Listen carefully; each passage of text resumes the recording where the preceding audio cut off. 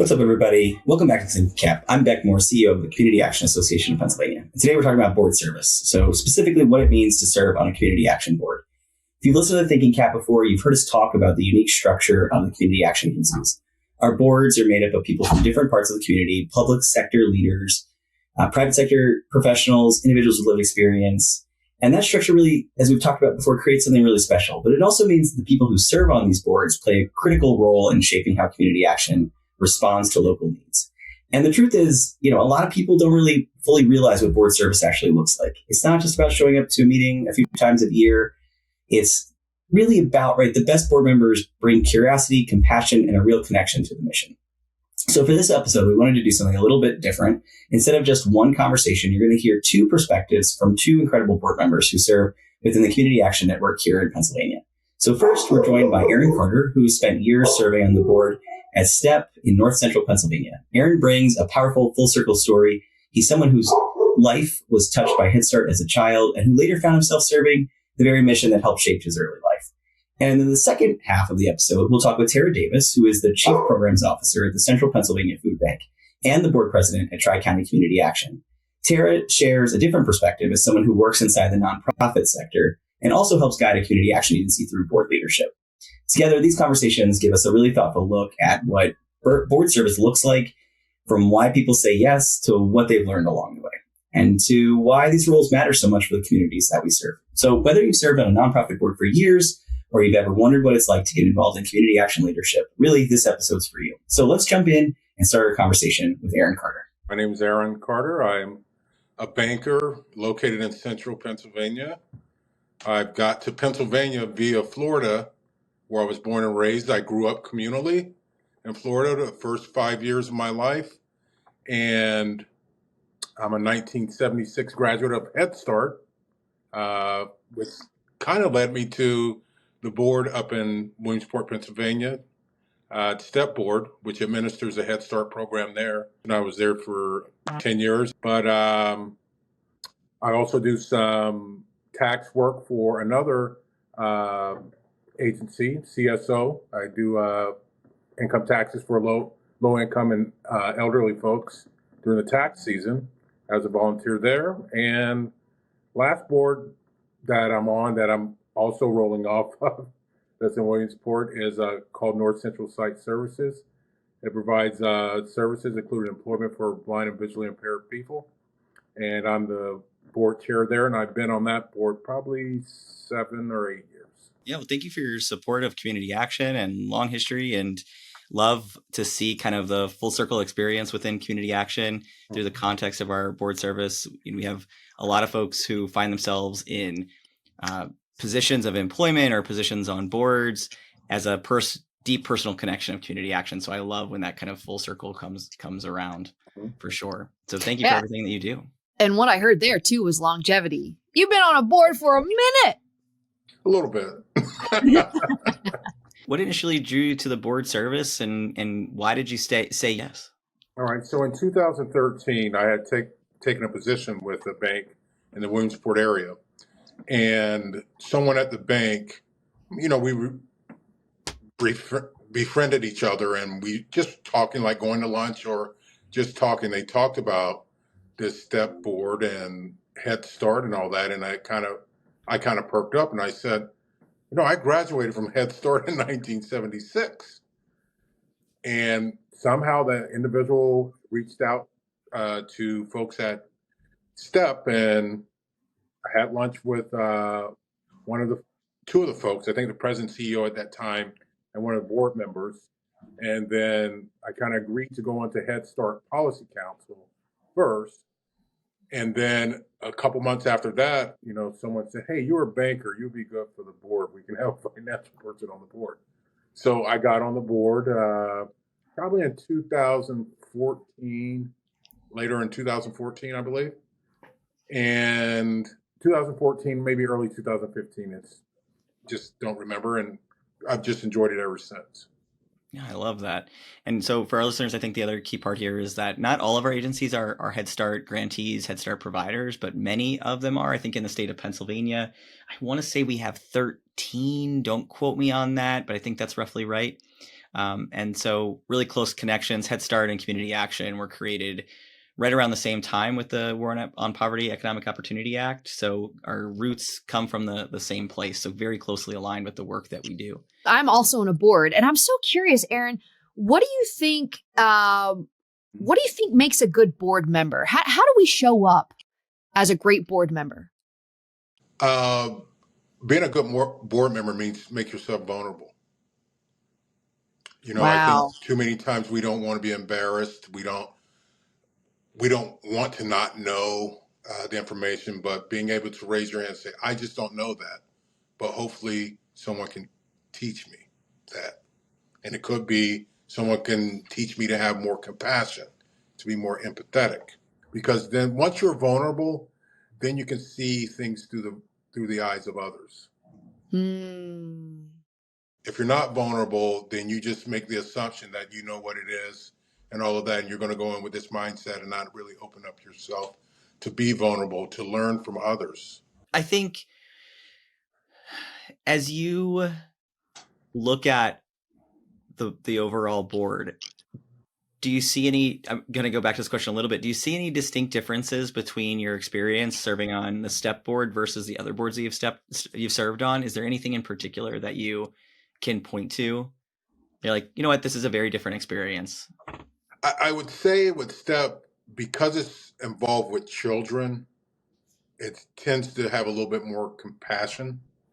And also not only just children, but with elderly, because we do Office for Aging that's facilitated for Lycoming and Clinton County through STEP.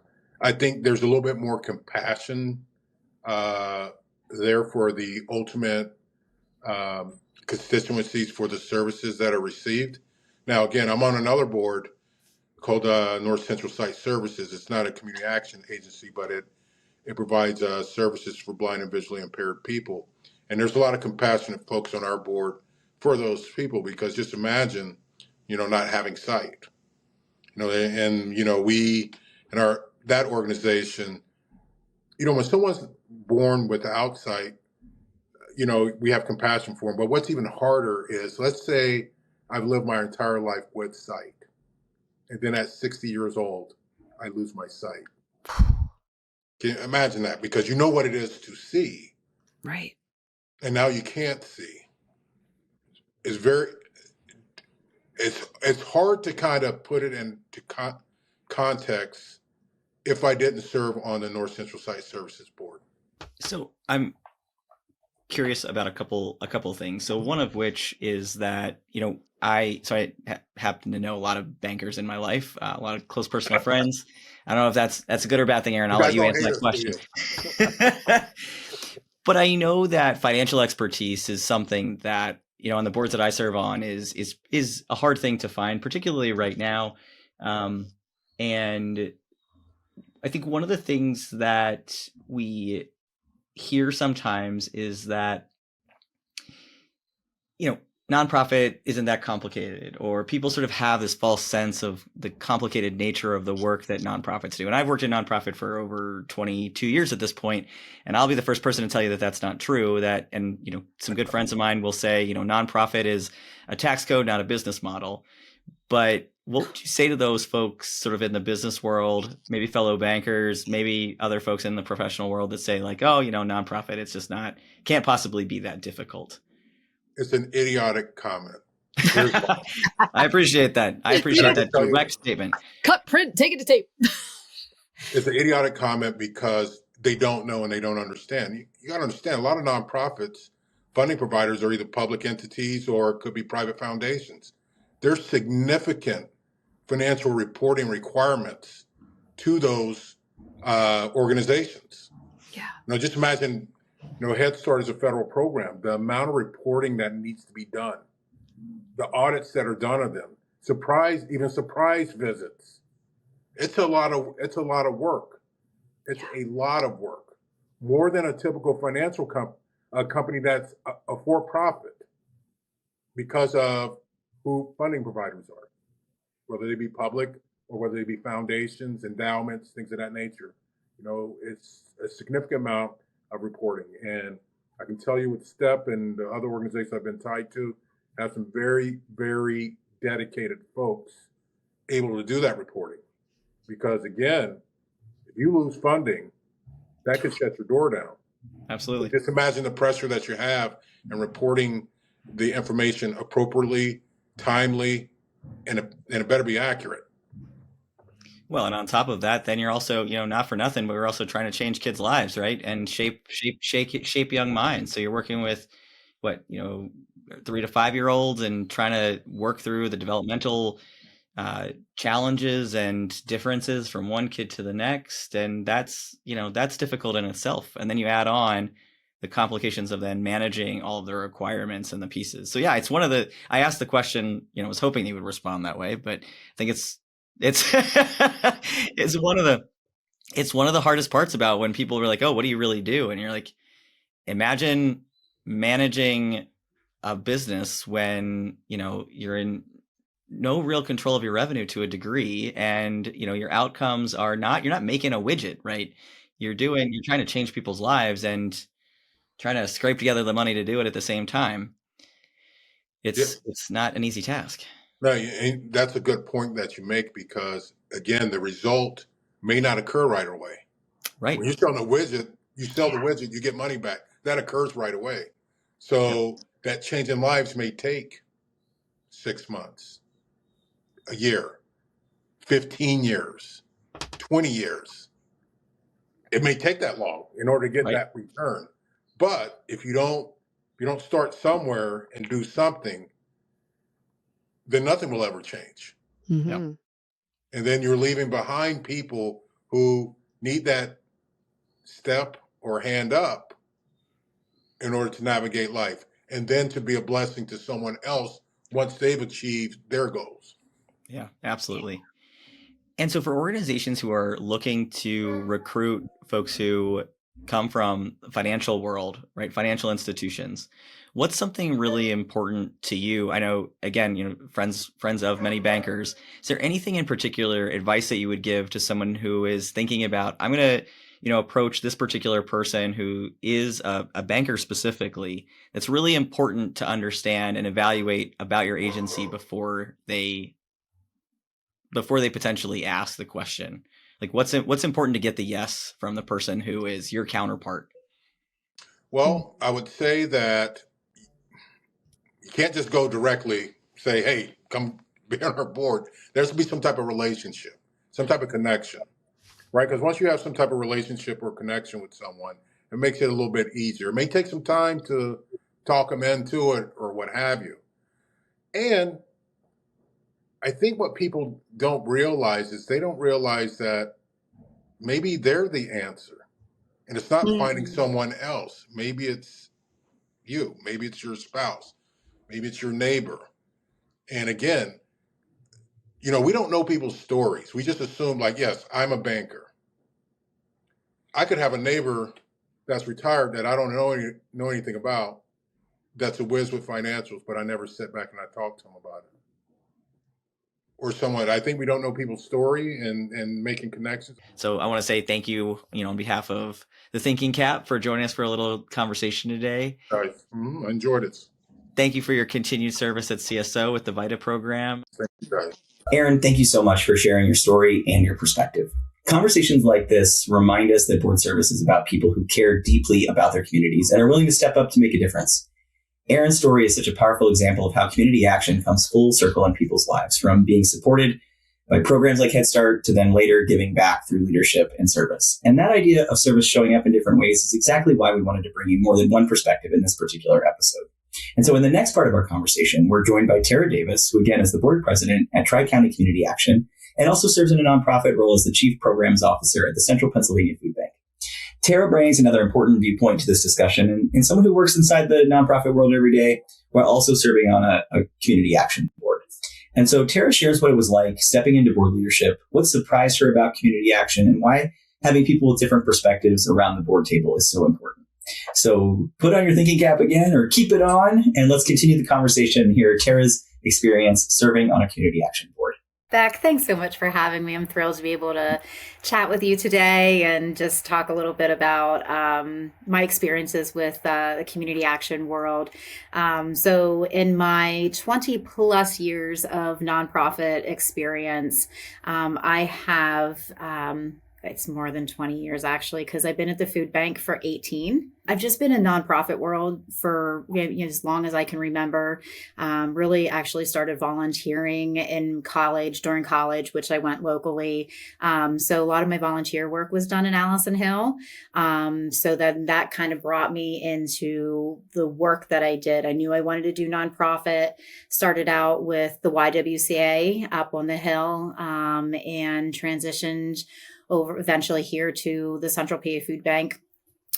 Doing special events was really where I started. Nice. Marketing communications is my background, and about 7 years in, I wanted to take a leap into the program side, and so had the pleasure of being able to start our SNAP outreach program, and now here I am, the Chief Programs Officer at Central Pennsylvania Food Bank. I oversee a staff of about 36 employees, and we cover 27 counties, 1,100 partners. So I oversee all of that, the team that manages all of those feeding programs here. And so I would say about 7 years ago, I was approached by our then CEO, Joe Arthur, and said, hey, we have a team member that is currently on the board at Tri-County.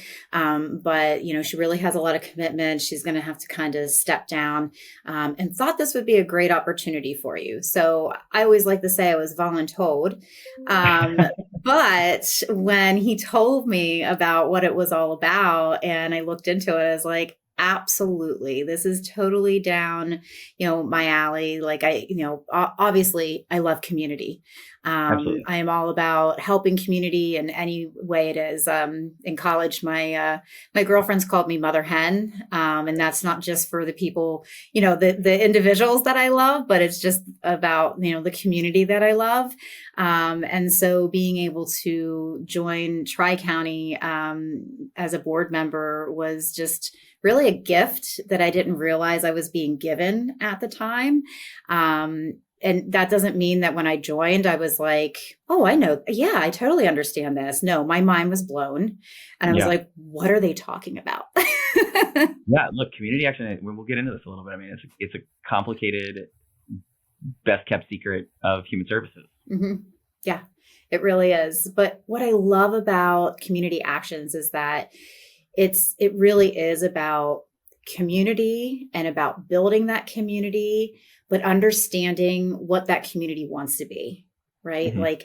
And then giving the resources and the skills to those members of the community so that they can all thrive together. Absolutely. Is there any professional development that you feel like you've really, or growth that you've had professionally that you attribute serving on a board to? Like anything that you can be like, yeah, this one thing, like this is something that I can so clearly see. Oh. And if not, that's okay. No. So it's funny. We'll kind of get prepped here, have some questions to be able to look at and kind of think about. And when I saw this question, I kind of looked at it in a different way. I understand the human services world, probably a little bit more than some others that sit on the board. So I feel like I was pretty connected to that. The one thing I wasn't connected with was all of the nitty gritty pieces about the funding piece with the community actions and how that's all intertwined. And while every community action is like its own, right? Because every community, it has its own needs. You have this hierarchy that you have to kind of follow, certain things. So that was definitely a learning opportunity. But the way that I looked at this in a little bit different light was, the development and the courage and the strength that Jen Wittenmeyer, the CEO, has given to me. She, trying not to get emotional here. She saw and has seen things in me that I never saw myself, Yeah. and has created this new, has helped create a new confident Tara. Yeah, I love that. Yeah, it's been pretty special. She has filled a special place in my heart.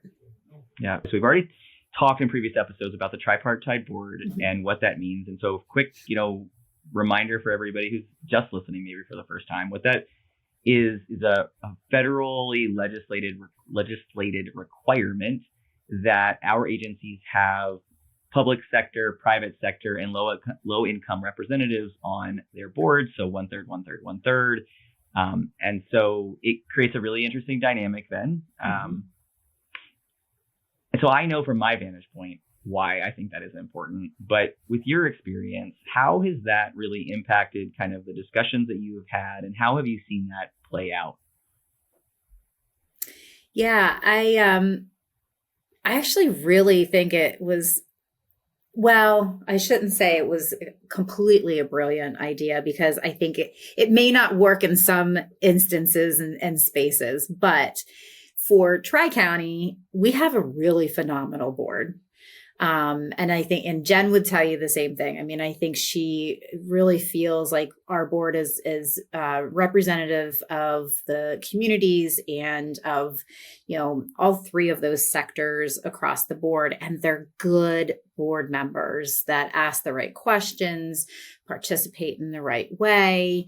But then I think, what I see the benefit of this is you have all of these different perspectives, right? So you have the nonprofit sector, and whether that is somebody with lived experiences or somebody who works with people with lived experience, you have that perspective, right? You've got the public perspective and the private.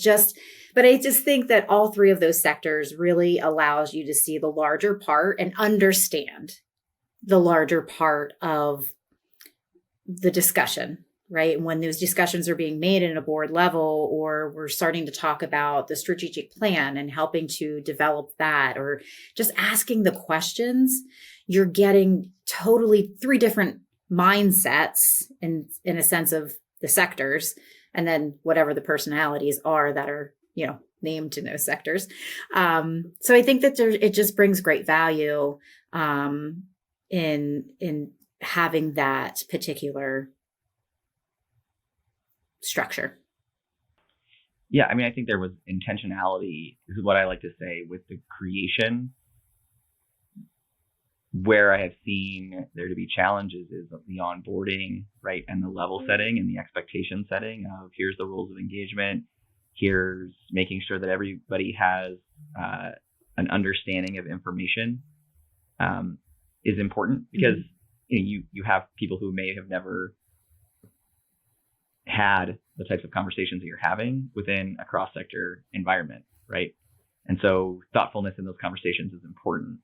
And that could be a whole other episode, frankly, to talk about. Absolutely. Yeah. I mean, you think about somebody that is the nonprofit sector with a public sector, right? Like I'm thinking nonprofit and banking, two totally different mindsets, but both incredibly valuable perspectives.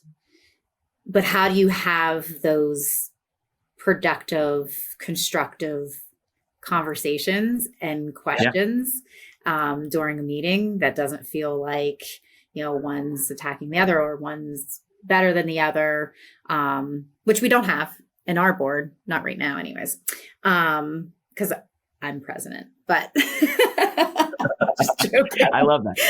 Shameless plug here. She is the president. Ta-da.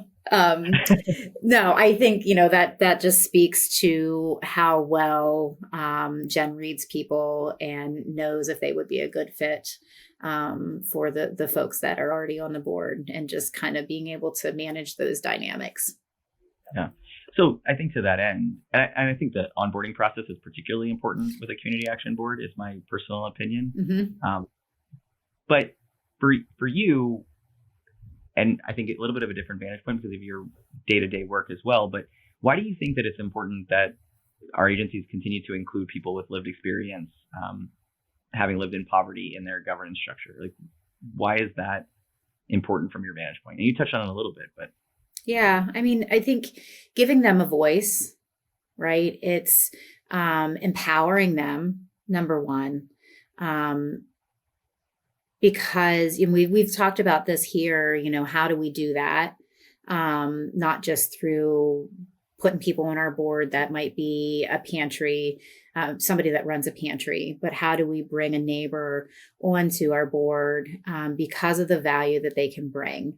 It not only helps kind of lift them up and give them a different experience and introduce them to something new, but then it allows us it allows us to hear their voice, hear what their experience.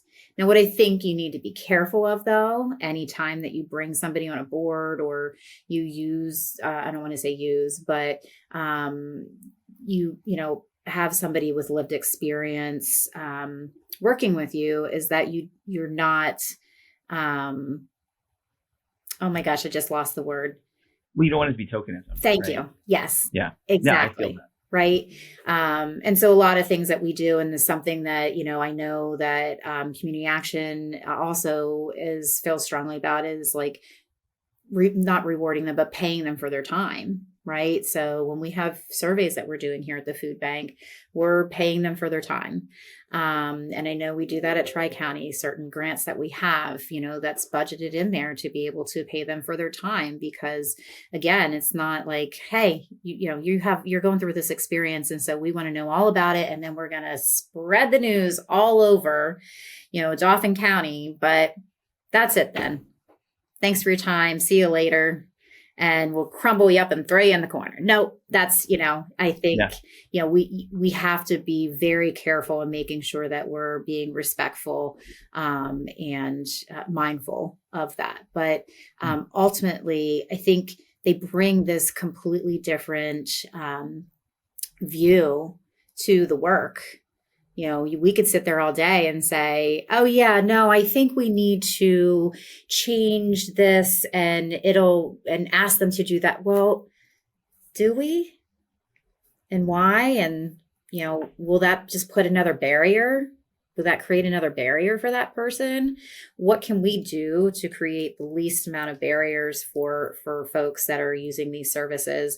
And I think having people with lived experiences on the board really allows us to talk about that and figure that out, and then just continues to allow our programming to evolve.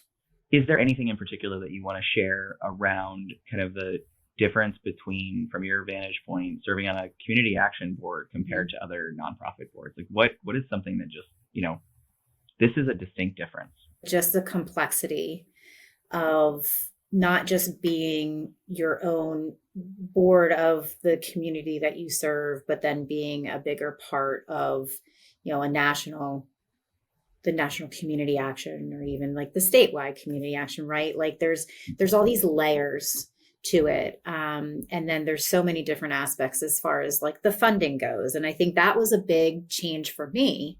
If I look at like a comparison, right, of, the nonprofit world that I'm in compared to the nonprofit world of Tri-County, and the funding, that was something that was very new to me. And to understand the funding and how, where it comes from was very different than where the food bank funding comes from, right? And just understanding it, but then understanding the requirements and understanding kind of, like for instance, recently, right, our state and federal budget impasses and how that affects community actions. And that became a conversation for us was, what do we do if we lose this? And, do we have contingency plans?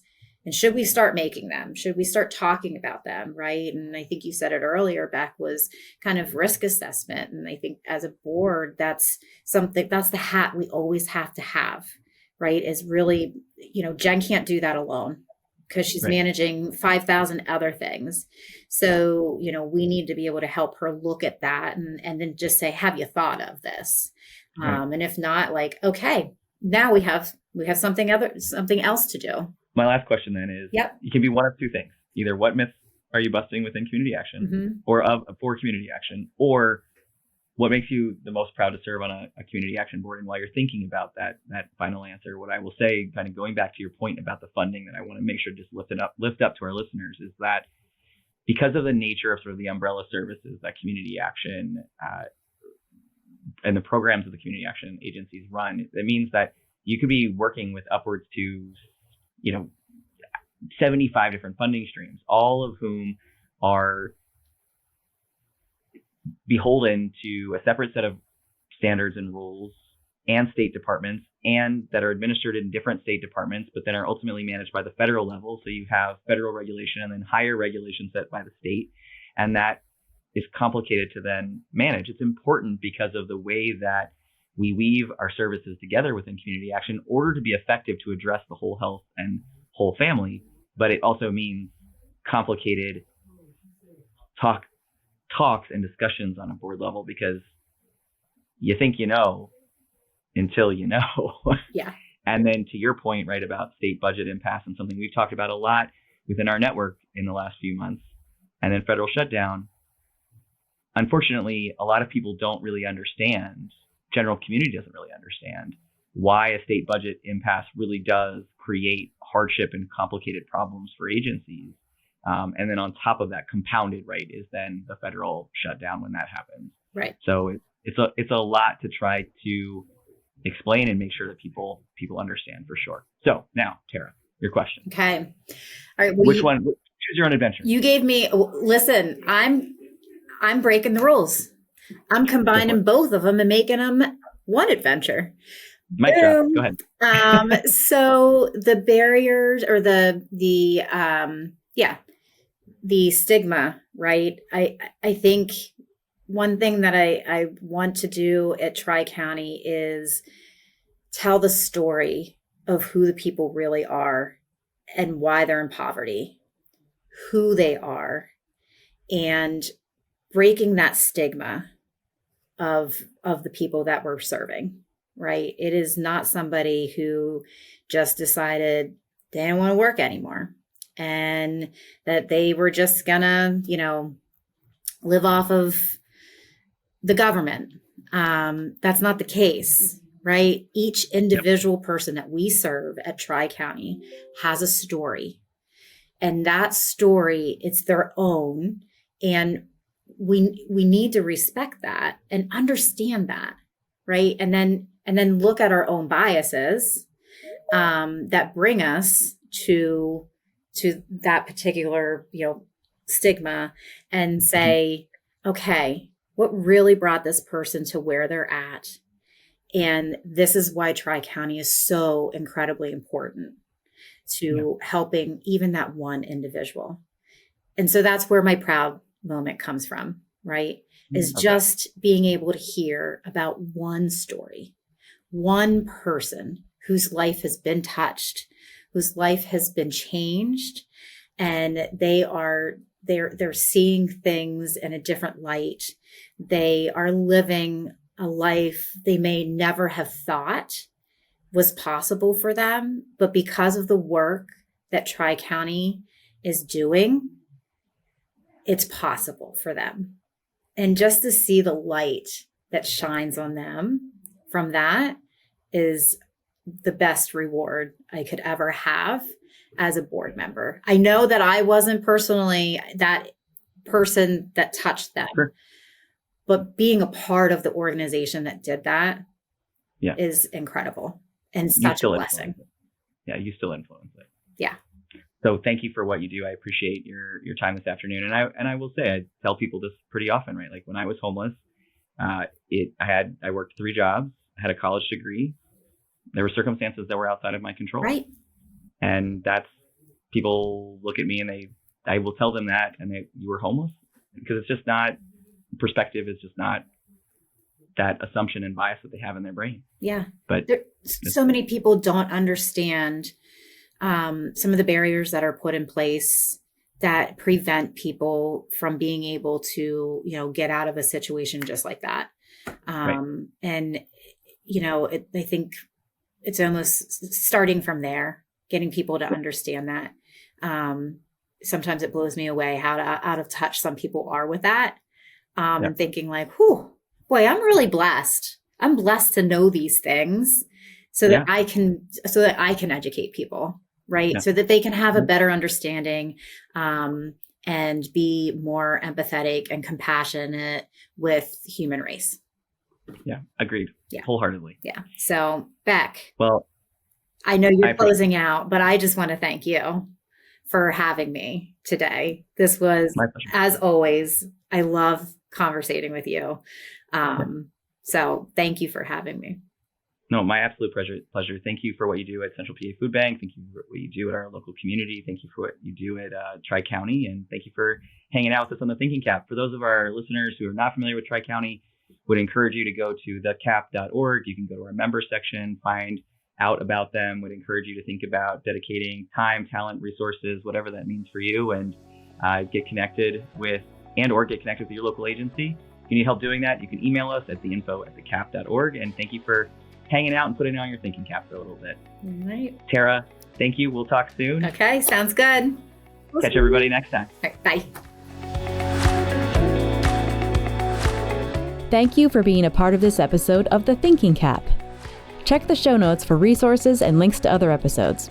And don't forget to subscribe and follow to be notified when new episodes are released. If you have any community action questions you'd like Beck or one of our local experts to answer in a future episode, please email your questions about community action to info@thecaap.org. Subject line, Thinking CAAP.